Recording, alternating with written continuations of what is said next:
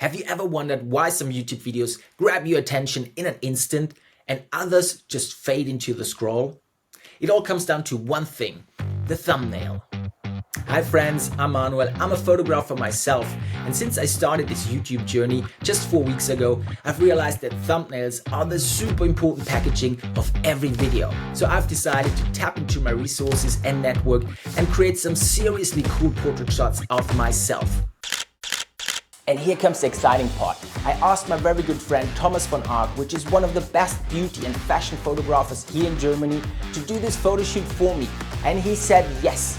So today I'm taking you behind the scenes to this epic photo shoot so you can watch and learn all the secrets to craft killer thumbnail portraits that really stick out, boost clicks and help your channel grow. I hope you're excited. Let's go. And here's a fun fact, over 75% of thumbnails use a face on them. And why is that, you might ask? It's probably because babies and kids learn to interpret the world through the emotions they see on their parents and other people's faces. So let's get some headshots. So I'm on my way to Tommy's studio now. He lives just around the corner here in Munich and has a really nice, cool studio. So if you in Munich or Germany are looking for a studio, you can always ask him. Let's check it out.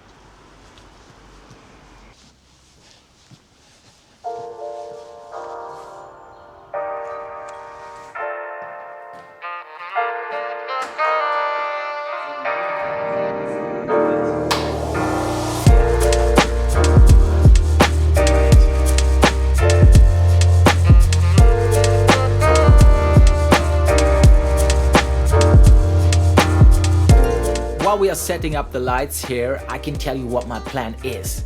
My goal is to create a huge variety of emotional portrait shots of myself that I can later use as cutouts to create thumbnail collages to almost any topic that might arise.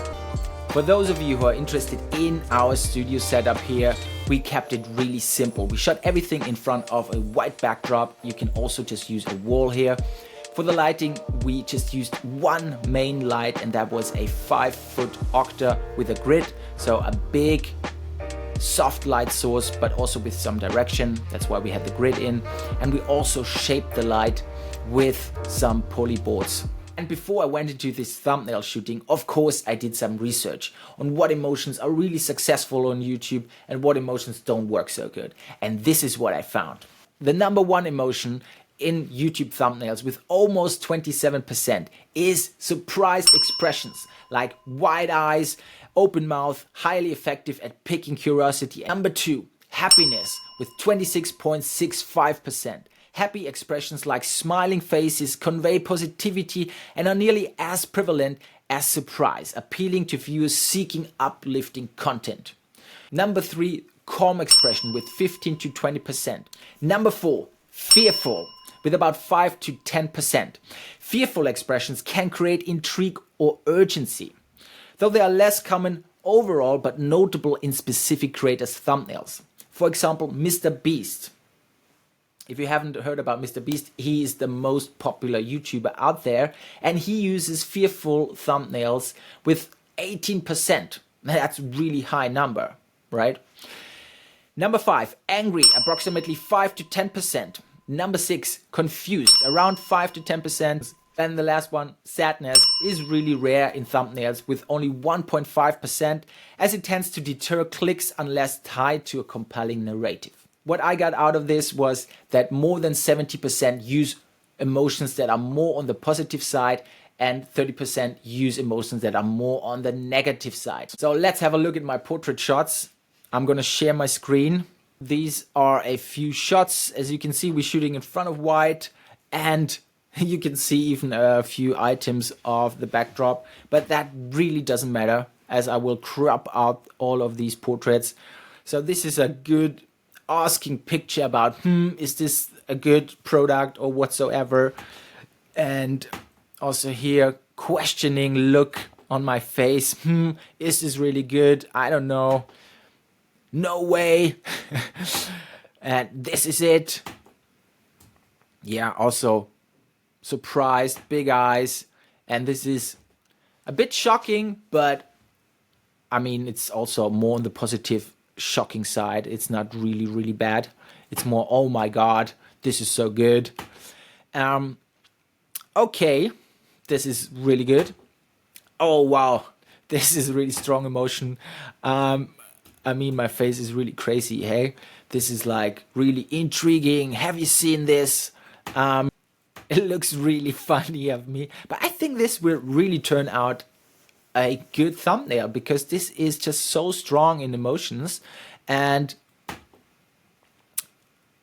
yeah, this is kind of a cropping shot, and I really like this shot. Maybe I will use this as the thumbnail shot, thumbnail title. Which one? Oh no, it's even stronger. Okay, then I have some funny ones, of course. Oh my God, what is this? It has an extra effect with this hand. Praying, stop. Okay, this is more the negative thing, but I think this could really work. Oh my God, no. Thinking about. So you get the idea. But let's pick one I want to keep on working with. And for this thumbnail story, which I'm about to craft at the moment, I really liked this shot. Because it's questioning, it has this framing in it, it fits to the topic. So I might work on this specific image. And let's have a look at the settings here. So Tommy already put a slight look on it. It's not strong.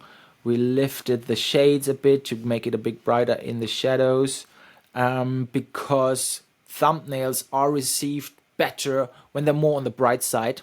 That's what I read, at least. So I don't want it to be too dark and gloomy and too moody. So let's have a look. Oh, we actually don't need much more contrast. That looks good. I think I will work with that setting, export it, and maybe do a little bit of retouching on the skin. Not much, because my skin looks so good. Of course not. But yeah, there are some tiny things which can be done. So after retouching my face, you can see now this is what I did. This is before, this is after, so just some little wrinkles that I made smoother, and maybe some spots on the skin, but nothing big.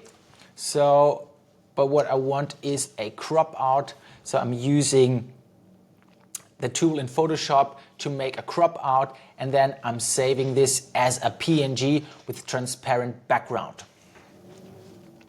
All right, guys. After retouching my portrait shot in Photoshop, I like to use Canva for the final layout, because there are just so many good examples, so many good typos and backgrounds that really helps me to get faster to a result. So I just pull in the PNG with transparent background, like here, then I can move it around. I add some nice typo that fits well with the background. I also adjusted the photo, gave it like a yellowish look and blended it in until it fits. Like you can see, this is way too strong, but I mean, a slight yellow look might be actually really nice. I like that. So this is it. This is basically how I do my thumbnails now. And I have now more than 100 faces actually to use for my future thumbnails. And that was basically it. That was my thumbnail experiment, and I hope you enjoyed it, and I hope you learned something. I really showed you everything I could, how I planned my shooting, how we set up the lighting, how I choose my images, how I develop them, how I do my retouching and crop outs in Photoshop. And I also showed you how I built my collage thumbnails in Canva. So if you found this valuable and helpful, please leave me a like or consider subscribing. There's more inspiring content coming soon, so I hope I see you in the next video. Have a good week. Bye bye.